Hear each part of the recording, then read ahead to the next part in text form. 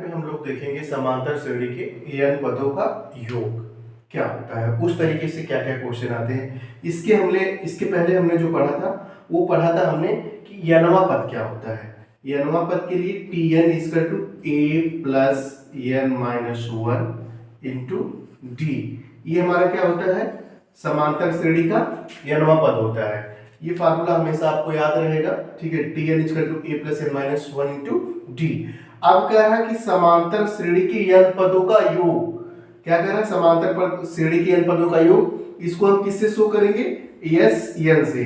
n क्या है यहाँ पे, नंबर ऑफ टर्म्स है, ठीक है। कितने पद का योग पूछ रहा है, ठीक है, या कितने पद उसमें दिए हुए हैं। तो इसको किससे डिनोट करेंगे, Sn से। Sn इक्वल टू क्या होगा, n by two 2a plus n minus one into d. ये हमारा क्या है, समांतर श्रेणी के n पदों का योग है। कहीं पे भी आपको अगर आता है निकालने के लिए कि समांतर श्रेणी के n पदों का योग क्या होगा, ठीक है, तो आप तुरंत इस फार्मूले के लगाओगे कि Sn equal to n by two 2a plus n minus one into d. यही हमारा क्या होता है, समांतर श्रेणी के n पदों का योग होता है। फार्मूला नंबर 1 और फार्मूला नंबर 2, इन्हीं दोनों को आप याद करेंगे तो एपी के सारे क्वेश्चन क्या हो जाएंगे, सॉल्व हो जाएंगे। सिर्फ इन्हीं दो फार्मूलों को आपको याद रखना है। Tn equal to a plus n, a plus bracket में n minus one into d, Sn equal to n by two 2a plus n minus one into d. चलिए अब इस पे कुछ क्वेश्चन लगाते हैं हम। चलिए अब इस पे कुछ क्वेश्चन लगाते हैं, ठीक है। जैसे मान लीजिए कोई समांतर श्रेणी हमें दी हुई है एपी, ठीक है, 2 4 6 8 डॉट डॉट डॉट, ठीक है, के प्रथम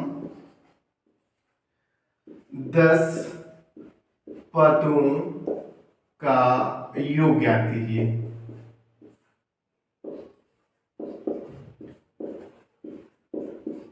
कह रहा है कोई हमारे पास अर्थमेटिक प्रोग्रेशन सीरीज दी हुई है जिसके नंबर है 2 4 6 8 ऐसे सो ऑन, ठीक है। मतलब इनफाइनाइट मान कहां तक जितने भी नंबर हो उतने आप मान सकते हैं। कह रहा है कि प्रथम 10 पदों का योग ज्ञात कीजिए। तो यहां से आप देखिए क्या क्या आपको गिवन है। एक तो a आपको मिल जाएगा, यहां से a स्क्वायर इक्वल टू कितनी आ जाएगी, 2 मिल जाएगी। फिर d की वैल्यू आप निकाल लीजिए, d क्या है इसमें, d 4 minus two equal to कितना आ जाएगा, 2 आ जाएगा, ठीक है। a भी आपको मिल गया, d भी मिल गया आपको। n इसको आपको गिवन है, ठीक है। n इक्वल टू कितना है, पूछ रहा है कि प्रथम 10 पदों का, n की वैल्यू आपको मिल गई, ठीक है।